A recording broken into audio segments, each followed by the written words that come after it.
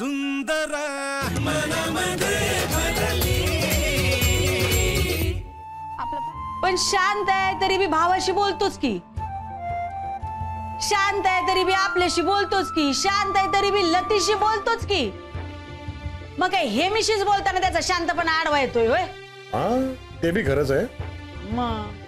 ठीक आहे, आम्ही बोलतो त्यांच्याशी.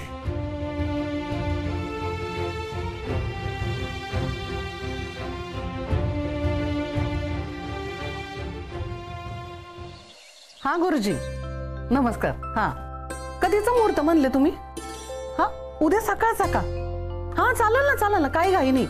बरं मी काय म्हणते गुरुजी, सगळी यादी आहे ना सामानाची ती मला मेसेज करून ठेवा आणि साईटचं नाव आणि पत्ता तुम्हाला मेसेज केलाय तो पावर का.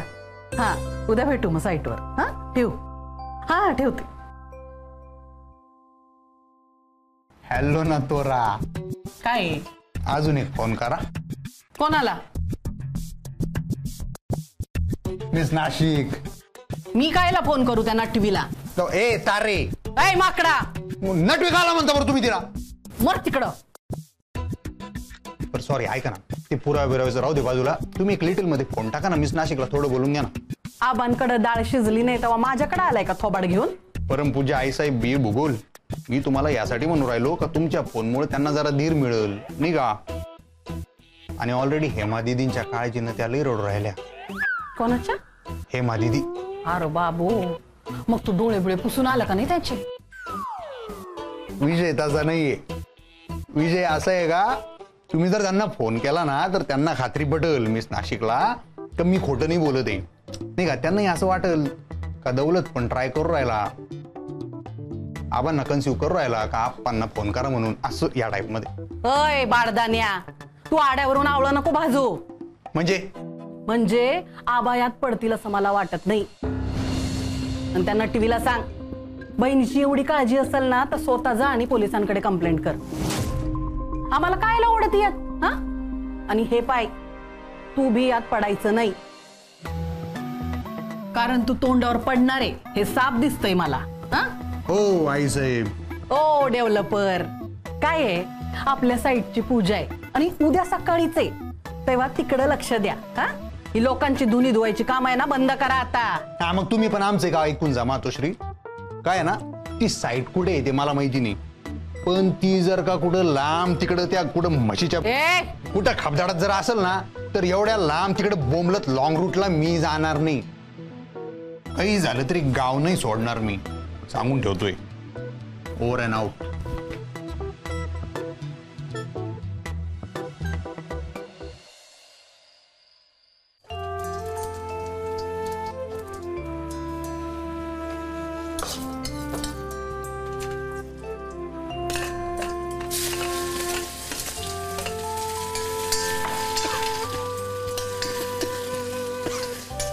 बाई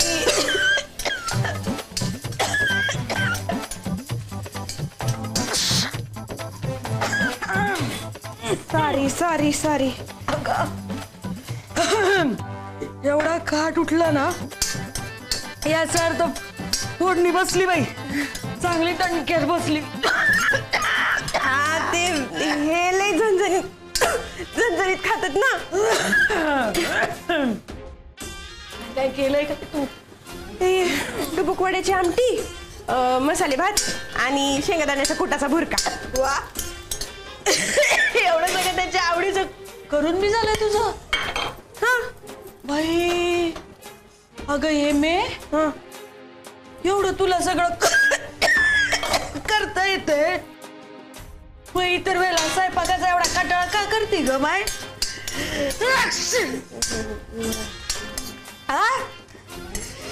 थांब आता, येऊ दे लतीला येऊ दे, मी तिला सांगणार आहे फोडणीचं हे मेकडे लागलं, चपाती आणि भाकरीचं तुझ्याकडे लागलं.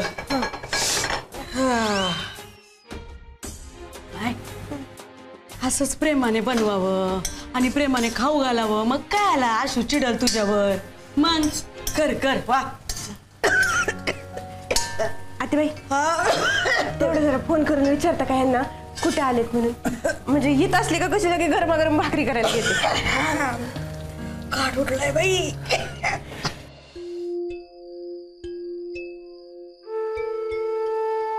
राहाडा नको यार घरी आता. नाही रे होणार. हा अंतर्ज्ञानी आहे ना तू, सगळ्याचं सगळंच कळतं तुला. ये पाय दादा, तुला मी शांतच असतो का नाही घरी? त्यावरनं राडा कायला होईल? कायला संशय येईल तुझा, आहे का नाही? काय झालं ते अंदाज व्यक्त करायला अंतर्ज्ञानी नाही असावं लागत. हे जे दिलंय ना खांद्याच्या वर चालवायचं, ते सगळं कळतं. चालव ना मग तू. मी चालवतो. आईचा फोन. घे घे. हाय. हा कुठं आहे बाबा तू? इथंच आहे बाहेर आलो. हा ये लवकर. का बरं, काही झालं का? तू घरातनं बाहेर पडला त्याला लय वेळ होऊन गेला र. मग ये आता, वाट पाहू लागले मी.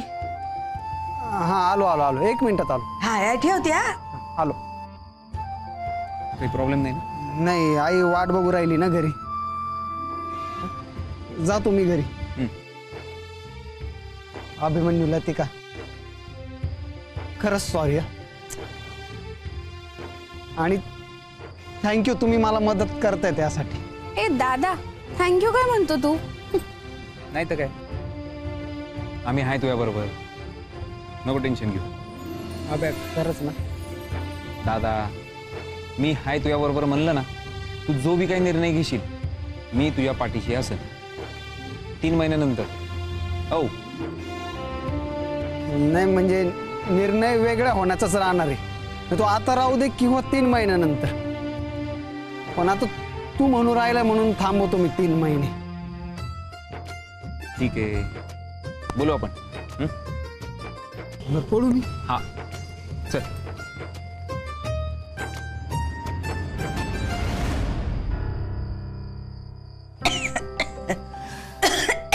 सिक्रेट ठेवायचं, सांगायचंच नाही काय बनवलंय ते. बेस केलं. काय म्हणले? हा तू बाहेरच आहे म्हणला. मी आलीत का? हा येऊ लागला लगेच.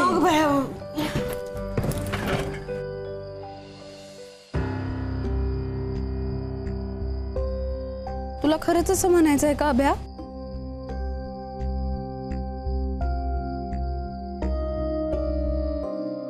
काय? हे जर दादानं वेगळं व्हायचा निर्णय घेतला तर तू त्याची साथ देणार? ती नौबतच नाही येऊ द्यायची. वहिनींची बोलून मी त्यांचं भांडण मिटवणार आहे, नको टेन्शन घेऊ. अबे तू खोटं कायला बोलतो रे? काय झालं ते, मी जर खरं बोललो असतो ना तर एकतर त्यानं लग्न मोडलं असतं किंवा दारू न पिण्याचं वचन. आणि आपल्याला हे दोन्ही बी नकोय, नाही का? सत्यवानाचे अवतार, कळतंय का?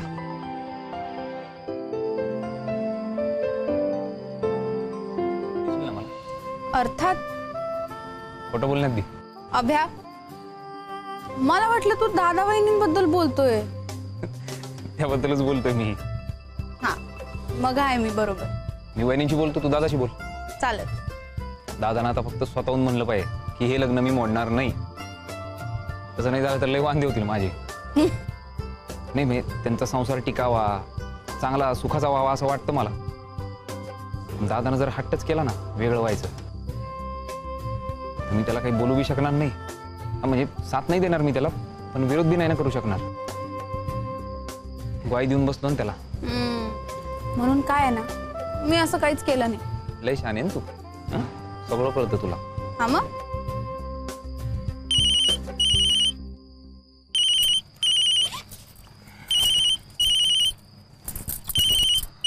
हा बापू, हा बाहेरच आहे, मी येते. बर चला निघते. थांब गेलं ते 5 मिनिट. अभ्या, तुझ्या खोटं बोलण्याचा ना लय ओरडोस झालाय मला. निघते आता, दे इकडं. बाय.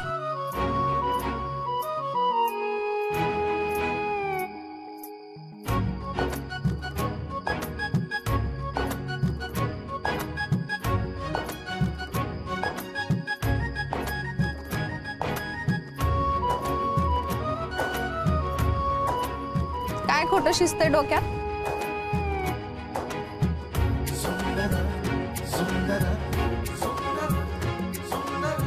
तुला प्रपोज करायचं.